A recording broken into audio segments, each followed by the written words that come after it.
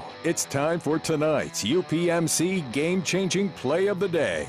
Yeah, if you watch the Steeler game, you probably could have given a lot of plays to defensive backs for Buffalo tonight. They had 4 interceptions after all, but the game-changing play to me was a 2nd and 9. Chris loved this play too. It was Tyler Singletary who turned into like a 14-yard gain that allowed Buffalo to eventually score what turned out to be the game-winning touchdown. So that is the UPMC game-changing play of the day. Now we're talking Penguins. Pure and simple. Paul Zeise, is this Mike Sullivan's best coaching job so far in terms of the first 2 months of the season, given everything they've dealt with?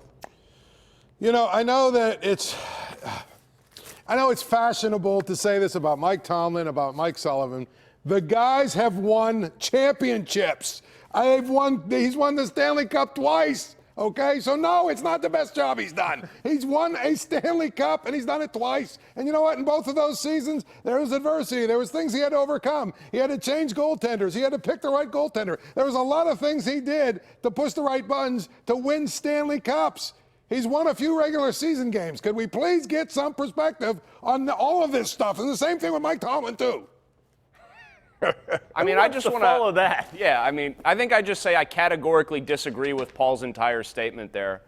Like, expectations are created based on the players you have available to you. You don't have Ben Roethlisberger. You're winning games in December against teams that don't care. Paul, I let you do the rant. Give me 10 seconds No. Go ahead.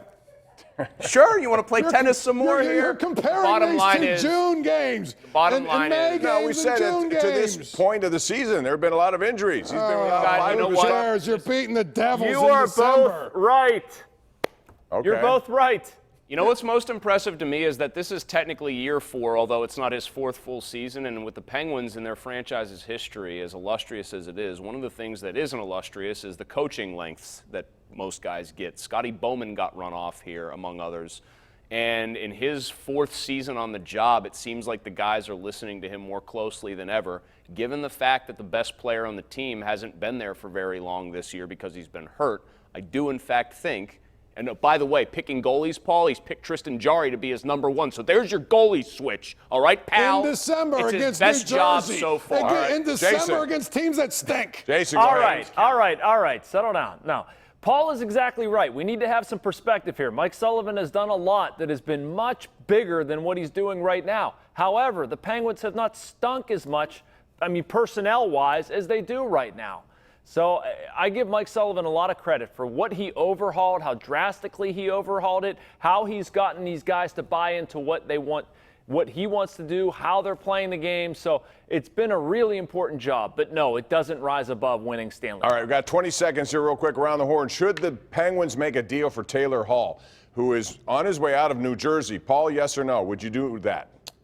I say yes, but it also depends on what they have to give up. Oh, who cares what they have to give up? They're trying to win cups with 87 and 71. Screw it. Go for broke. You can absolutely make this work. You have a guy, Nick Bukestad. You can try to move that contract. If you wanted to get crazy and try to move one of your goaltenders, you can deal from a really good position of strength. I think they should at least have a serious conversation. All right, we're going to have a serious conversation about the Pirates next, right here on the #1 Cochran Sports Showdown.